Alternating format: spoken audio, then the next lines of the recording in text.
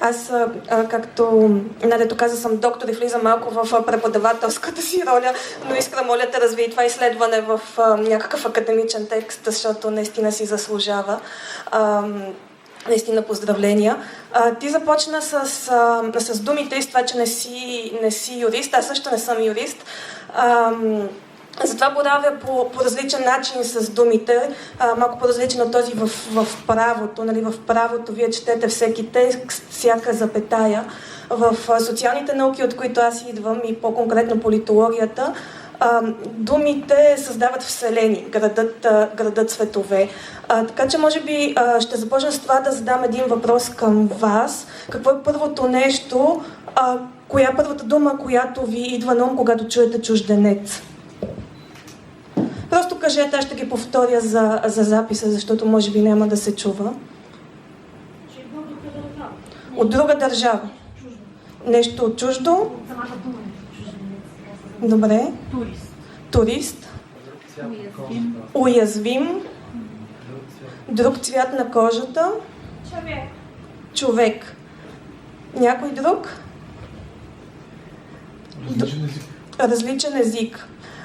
Добре, ще се хвана за това, което каза Драго последно, различен. Защото когато си говорим за чужденци, бежанци, имигранти, най-често първото нещо, което голяма част от хората се сещат, не е човек, а е различен. И всъщност вие като юристи в това, което правите, най-често се занимавате с случаи и казуси, в които става въпрос за това как хората преминават физическите граници на държавата, тези, които съществуват по силата на правото, по силата на някакви исторически дадености. Но това са граници, които хората наистина преминават. Вчера Олга говори за интеграцията и всъщност има и едни други граници. Това са границите, въобразените граници. Тук използвам термина на един известен британски историк, който се казва Бенедикт Андерсън. И той казва, че нацията е въобразена общност. Въобразяваме си общност, към която принадлежим. И мислим другите като хора, които преминават тази въобразена граница на нацията. И всъщност миграцията засяга както физическото преминаване на държавни граници, така и преминаването на тези граници, които имаме в умовете си, на съвсем лично ниво, като хора, в което мислим другите като други, но и като общност, като нация, която допуска някой да стане част от нея или да не станат част от нея. И това има изключително огромно значение по отношение на политиките. Защото както има политики, които управляват потоците, т.е. това кой влиза, така има и политики, които управляват включването. Това на кого позволяваме да стане част от нашата национална общност. И всъщност започнах с това, защото темата в сборника, която съм развила и по която се предполагаше, че ще ви говоря днес, е секюритизация, тази сложна дума, която и аз не успявам да произнеса винаги правилно, но тя идва от сигурност, от това как мислим миграцията, основно в термините на сигурността. И това е изключително важно, защото тук става въпрос както за тази сигурност, свързана с националната сигурност и преминаването на граница, така и с усещането на хората за собствената им сигурност. И за съжаление, в последните години все повече миграцията наистина се мисли в този набор от термини като заплаха за човека, заплаха за държавата, заплаха за обществото, включително за физическото оцеляване на хората. Това не е нещо ново. Всъщност миграцията и Европейския съюз, защото все пак трябва да поставим политиките в някакъв контекст, миграцията и Европейския съюз се развиват заедно. Но трябва да правим разлика и всъщност през цялото си развитие Европейския съюз прави тази разлика между движението в рамките на Съюза и движението към Съюза. И колкото повече Европейския съюз се опитва да изгради пространство на сигурност и свободно движение вътре, т.е. ние като европейски граждани, защото българите сме такива, колкото повече ние имаме свободата да се движим свободно в рамките на Съюза, толкова повече втвърдяваме външните граници, толкова повече се замисляме кого пускаме да влезе в това наше пространство на сигурност. Има обаче един друг баланс, който Европейския съюз винаги се опитва да намери, и той също започва от самото създаване на Съюза. Това е баланса между икономическите и демографските логики, т.е.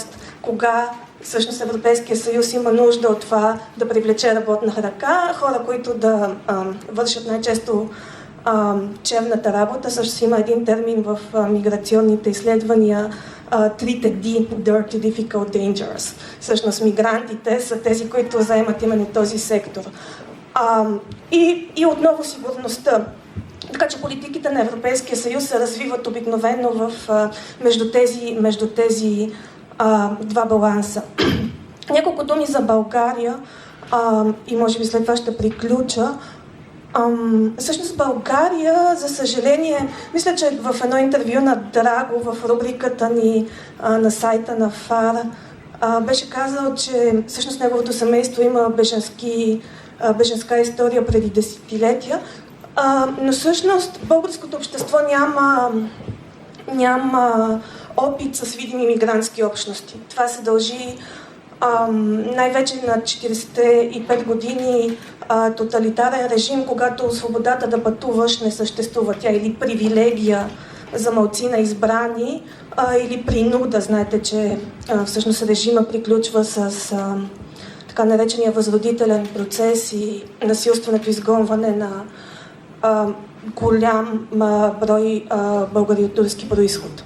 Така че тази липса на история с видимите мигрантски общности, тя белязва и годините след това, годините след 89-та, когато миграцията се оказва много в периферията на политическото мислене. Всъщност тази новооткрита свобода попада в онези политики, които не са управлявани. Единственото изключение е именно убежището, но то е разбирано по-скоро като част от процеса на демократизация, т.е. приемането на Женевската конвенция, синхронизирането на българското законодателство е виждано като част от процеса на демократизация и европеизация след това. Но българите като общество, като въобразена общност, те не познават чужденците в видимия смисъл на тази дума. И това се обърна с сирийската криза. Когато всъщност много рязко темата навлезе в дневния ред и на медиите, и на политиците. И всъщност тогава се случи това, което наричаме секюритизация. И това, което ви казах, че думите градат реалности. Защото имаше рязко нарастване на броя търсещи закрила, след това обаче те доста бързо влязоха в съвсем нормални нива, но разказът за кризата продължи да съществува. Всъщност ние разказахме миграцията като криза.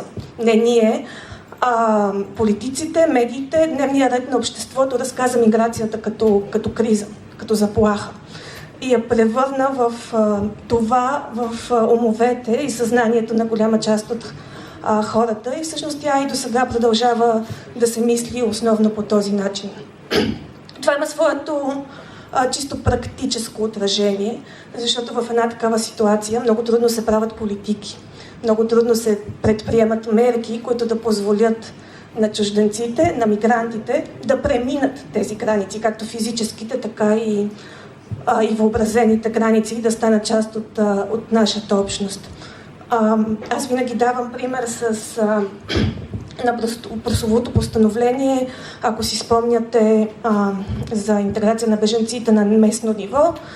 То беше прието в условията на няколко предизборни кампании и беше така разказано, че всъщност нито една община не пожела да се включи в тази иначе добра идея интеграцията да се случва на местно ниво. Така че разказът за това за това какво е миграцията, какво е бежанец, е изключително важен. И всъщност с това ще приключа, защото единственият начин да победиш думите е с думи. И единственият начин да обърнем тези разкази и да изградим нови представи в умовете на хората е да разказваме истории. И това е вашата ежедневна работа. Така че ако има някакъв начин да обърнем разказа за миграцията и това, което хората мислят за миграцията и тя да излезе от зоната на сигурността и да се върне към човека, това е да разказваме повече истории за това какво правим в ежедневната си работа в ФАР и в организациите, които са наши партньори. Благодаря ви.